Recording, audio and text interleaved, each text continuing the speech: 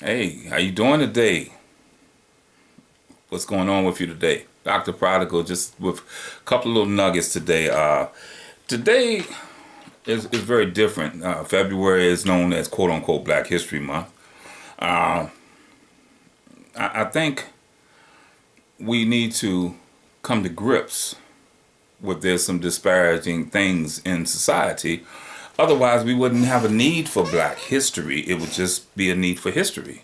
But unfortunately, when some things happen, the victors tend to write the history, and we found out much more. I give an example. For a while, because of conservative values, I was courting and watching the Republican Party. I'm a conservative. I can be a conservative Democrat. I can be a conservative Republican or whatever. So don't judge nothing. But as I was listening, many people had this misconception that just because there was a Black History Month, then that was offensive. Now, sadly, these were white Christians. So they label themselves as white Christians. Not even just Christians, white Christians. Well, now I got offended because Christianity isn't colored. Okay. So years ago, I'm thinking maybe 20 years ago almost. It's going close to 16 years ago. I was called to minister at a church for Black History Month.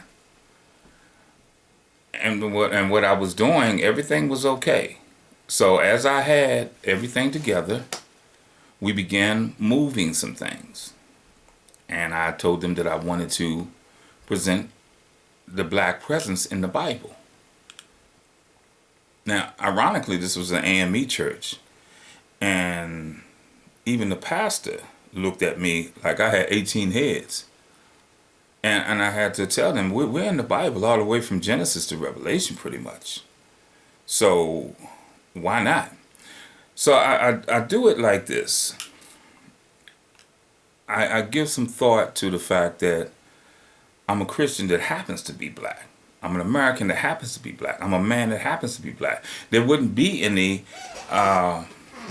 distinction in my race, color, tone, if we all are in Christ.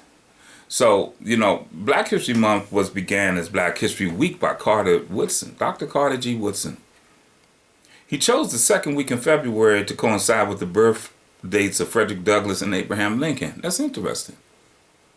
Because there is documented proof that Abraham Lincoln was Black too.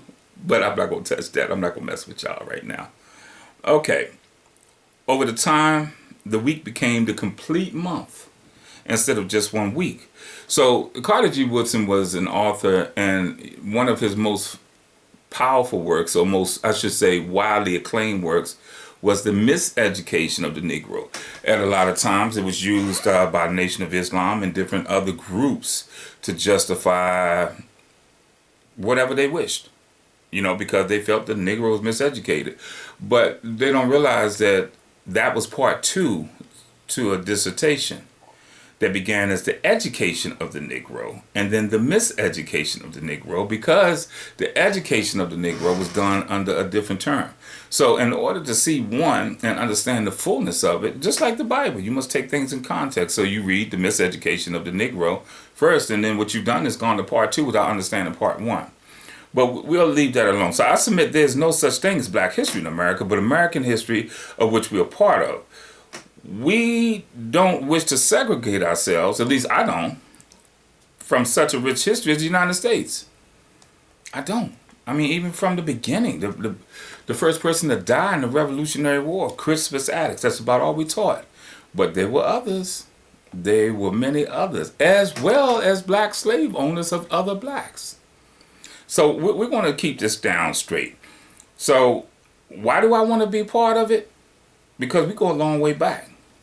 This didn't just start with civil rights and all that. Let's go back to Genesis.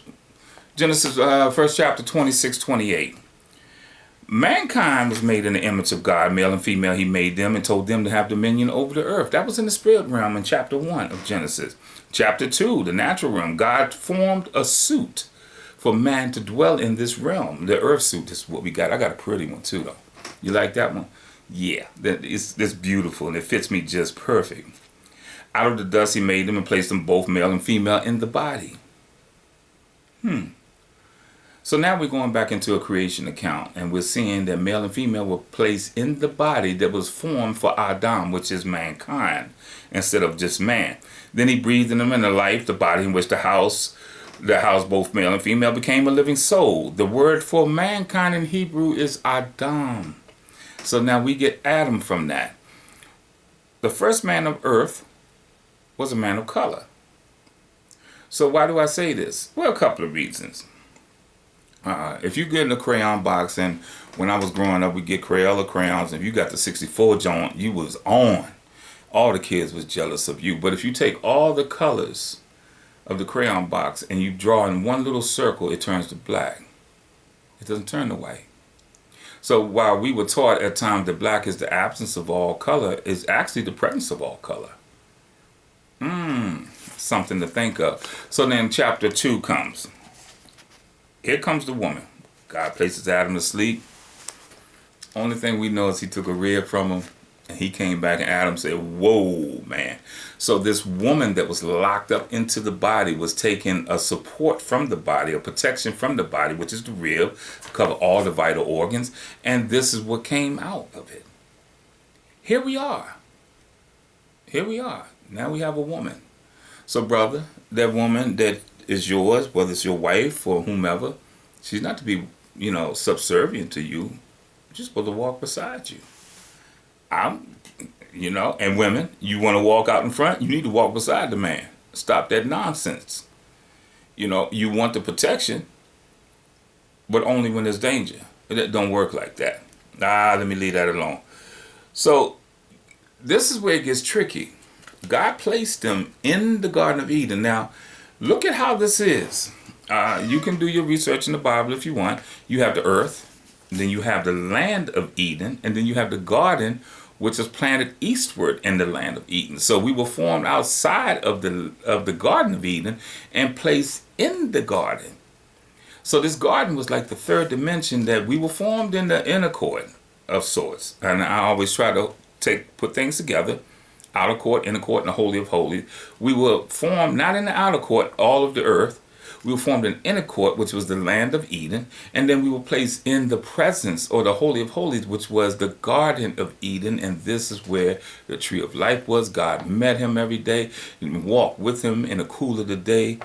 And, as someone had once told me, Bishop Stephan Patterson, powerful man of God, he said the metaphors that the voice of the Lord came walking in the garden. And from the day he said that, I've really been trying to wrap my brain around that. The voice of the Lord came walking.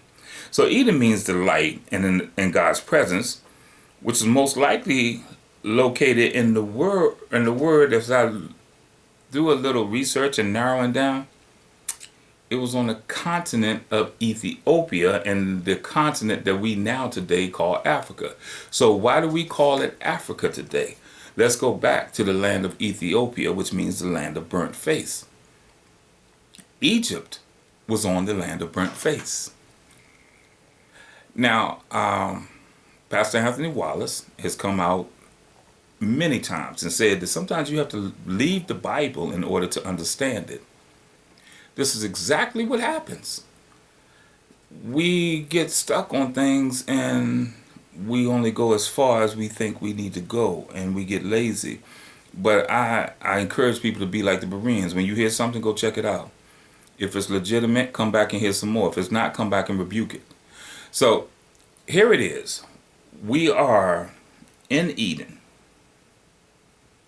Eden is on the land of Ethiopia, the continent of Ethiopia.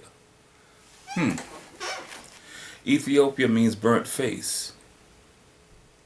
Egypt was on the land of Ethiopia. So now where have I been tying this together? Dr. Henry Louis Gates, he has a very powerful documentary, Black in Latin America. That's one, and it will give you some understanding of some things there. But the one that I'm really in love with is Wonders of the African World. And he begins to explore some things in this that you will find out that there's a phrase in the Bible when it spoke of the Hebrew people in Egypt. They said there arose a Pharaoh that did not know Joseph. Wow. There arose a Pharaoh that did not know Joseph. So that must mean that another Pharaoh or another administration or something came up to where they didn't know Joseph. Well, let's look and see what that was. In the southern parts of the African continent was a land called Nubia. That land was all the way, I'm dropping glasses because I may have to look real close. That land had people that occupied, conquered and occupied what we know as Egypt for over 100 years. They were the ones that began influencing Egypt to build pyramids. Oh, we wasn't taught that. Why? Because Hollywood and everything else depicts Egyptians as light-skinned people. Well, then that can be debunked by the reason why Napoleon felt that he had to blow the nose off the Sphinx, because the nose was a wide black nose. Many of the Orthodox churches have depictions of Jesus close to the time of his walking the earth that portrayed him as a man of color. So that would just wreck some other stuff that people are trying to say. But it's neither here nor there. I could care less if Jesus was Chinese. As long as he came, he died, he rose, and he coming again. I could care less. But here we are again. So the 4 rivers that come out from the Garden of Eden, this is all in the book of Genesis. And the 4 rivers that came out just as from the throne of God in Revelation 22. One of the rivers was the Pishon, which went around the land of Havilah, where there was gold. It's called the sand land. Another one was Gihon, which burst forth around the land of Cush. Ooh. Now we're talking about the rivers that flowed out of the Garden of Eden. It flowed in the land of Cush. A son of Ham. A black man. So the next river, Hiddekel. You're going to have to check the pronunciation on certain things because I don't have it. That's also called the Tigris River, and it flowed in land east through Assyria. Tigris River is still there. So is the Euphrates, which is the next river, and it broke forth to the north. So now let's jump to the flood.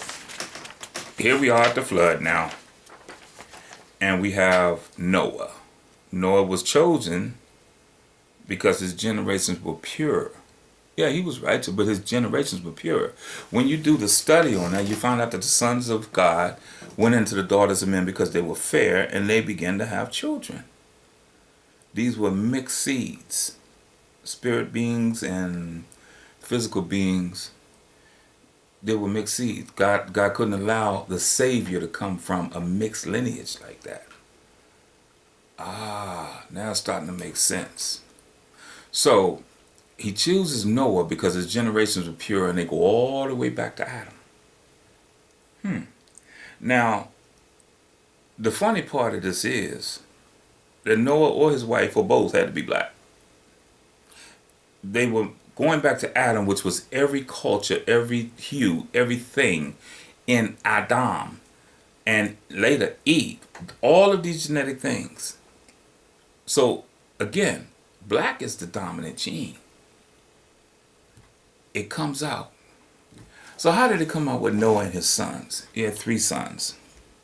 Japheth, which means the fair-skinned one, the descendant of the Europeans. Then you had Shem, the olive-colored ones. This is the lineage that the Jewish people came from, and ultimately Jesus Christ.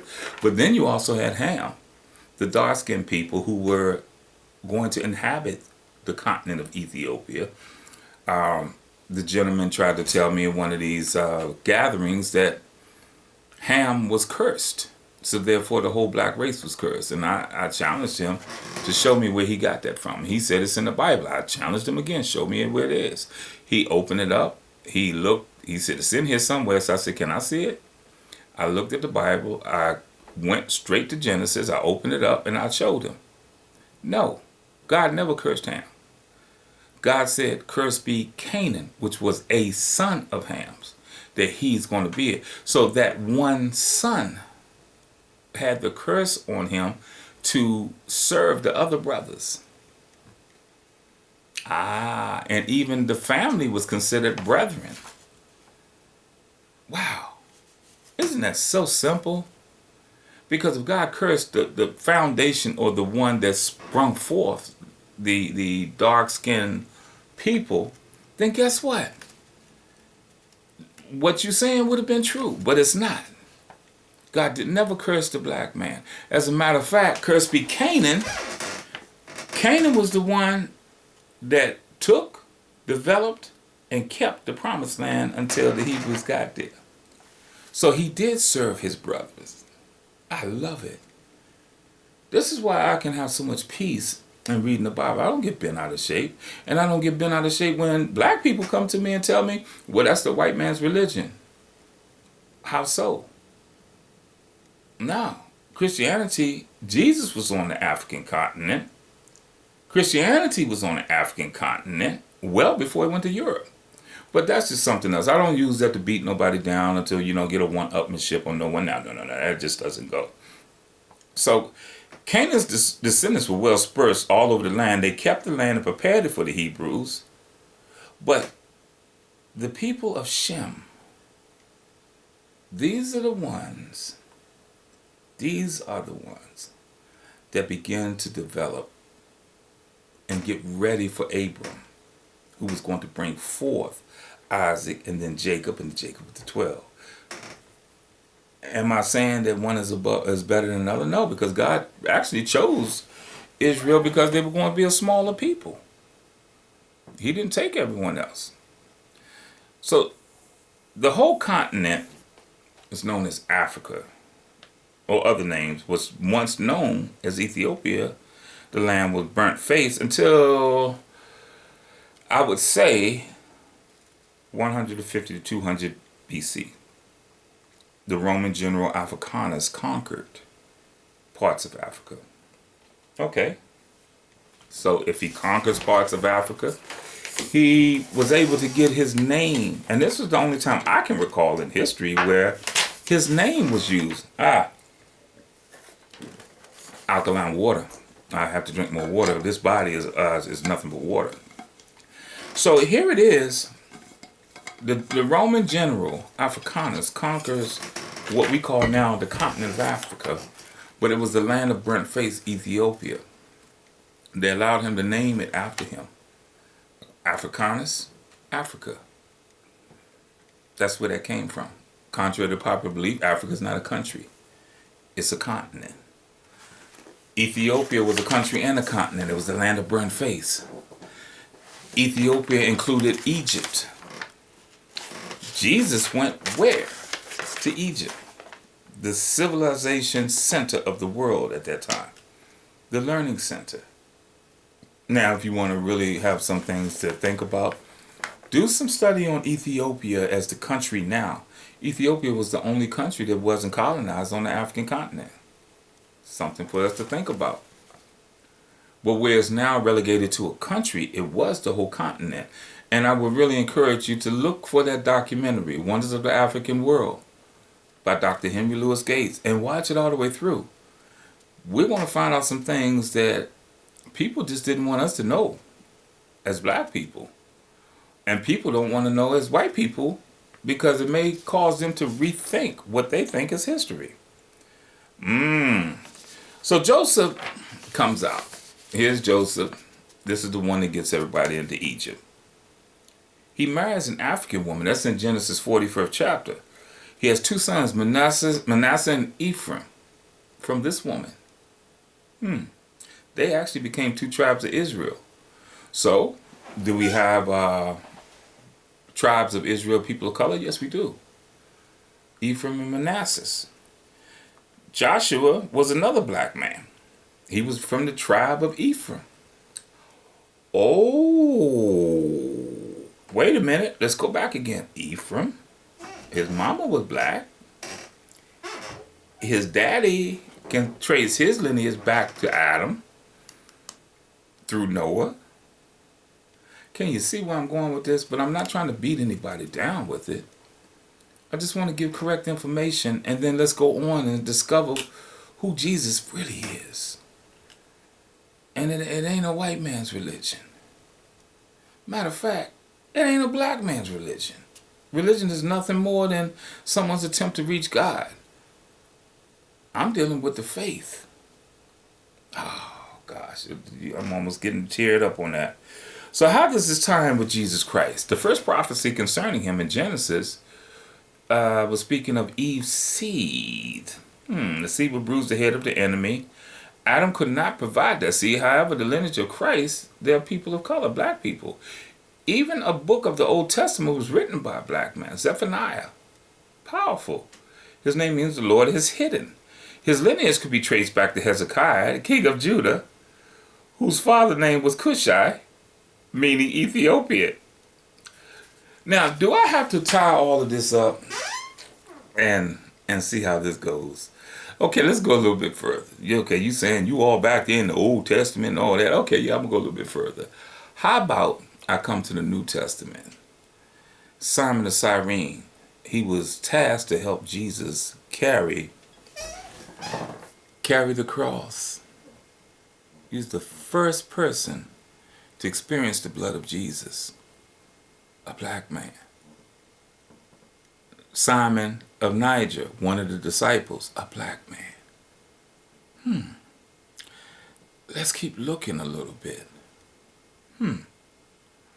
So we have this. Now, you say, well, Doc, you made a statement a while ago that Christianity was on the African continent before it was in Europe.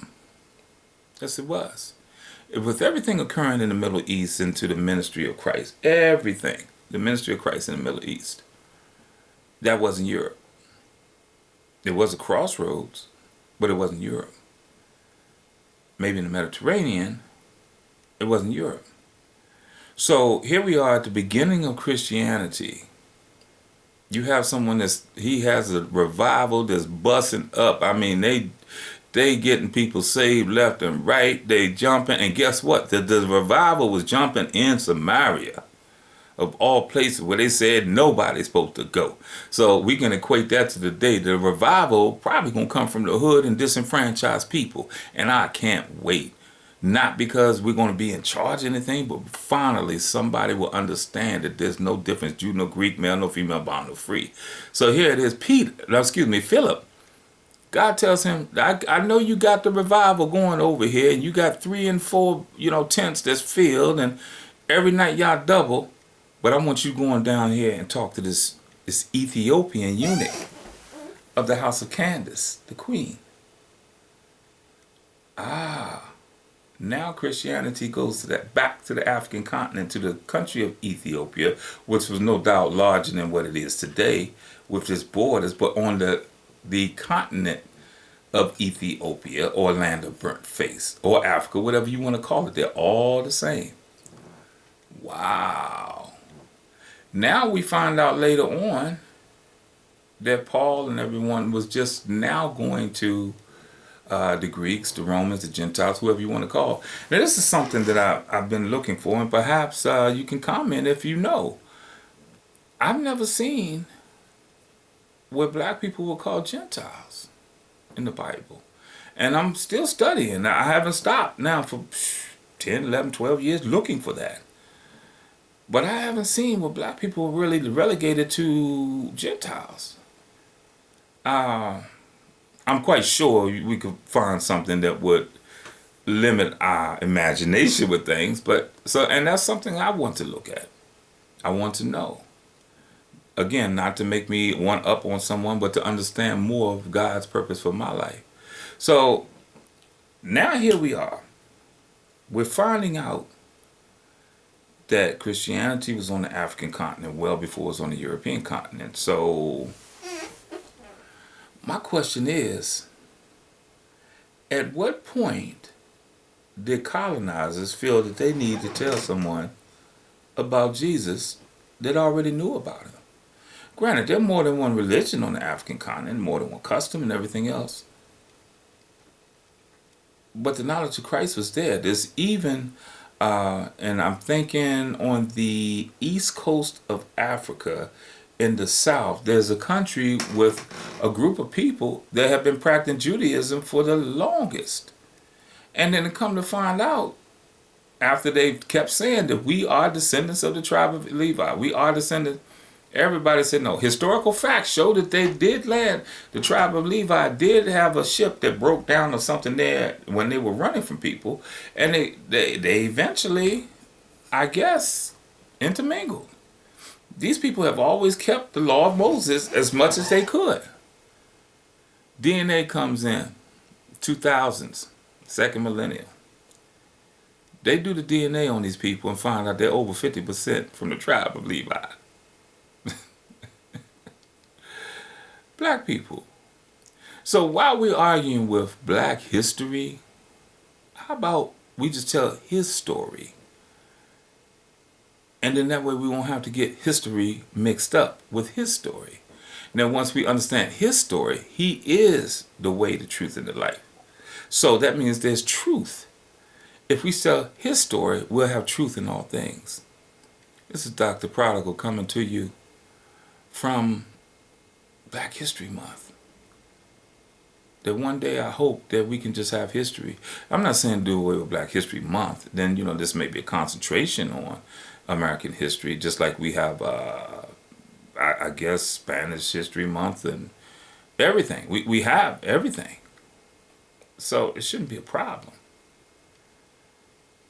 But perhaps we need to go into our Bible more, and we have other people that are well versed and trained to teach us the history, and not the should I say, twisted history of the Bible to justify things that they were saying. Am I telling you go out there and get mad because the master used the Bible against the slave? Yeah, he did. But then again, let's look in the mirror today. We got a lot of people that are still using the Bible to justify their own beliefs. And I believe it was Shakespeare that said, any fool can find a Bible verse to support his beliefs. And Mark Twain said, religion is good as long as you get it right. Let's think about some things. We go a long way back. We go a long way back. So this is probably the only thing I'm going to celebrate in Black History Month, to let us know not only are we in history books and we've contributed to culture in such a way, but God also made sure that we was in the Bible. And it's there. The ones that don't wish to do any research and want to find a way to keep someone down and oppressed, God got something for you. But in the meantime, the joy and everything that I have, that's all it's going to be. Can't take nothing away from me. I'm a child of the King. You can't take nothing from me. I'm seated with Christ in heavenly places. You can't take nothing from me. All the cattle on 1,000 hills are his. All the gold and all the silver is his. The earth is the Lord's and the fullness thereof. I'm a child of the King. So the more you know, the more you'll grow. And the more you grow, then you'll be more likely to go and tell. This is Dr. Prodigal. Give me some thoughts on that, because I want to understand certain things. And, this is up for discussion. I'm quite sure I always do have some trolls that come by. I don't care. If you argue by yourself, then they got little places for you with little itty bitty cups with different color pills in them. You take it intervals during the day. They keep you drooling. I ain't arguing with nobody. Why should I argue with you over the Bible? And why should I argue with any person that's of color that says that this is the white man's religion? Okay, but if that's what you feel. But I tell you what, one day you won't come to find out who's who. All I can do is say, I'm not waiting until then. I know who he is now. So I've been supernaturally healed on some things. I've watched people be healed. I've watched people get up off their sick bed. I was on the phone praying for someone in one country. We got together. We were praying. Do you know that woman woke up? Her heart started again. And I'm thinking that we were praying with somebody in that country. Come to find out, the person was not in that country. And my face hit the ground when I found it. But it was later on. So I can't go along with this is a white man's religion, a white man's God. No. This is God of all people. Dr. Prodigal, y'all holler. I'll talk to y'all later.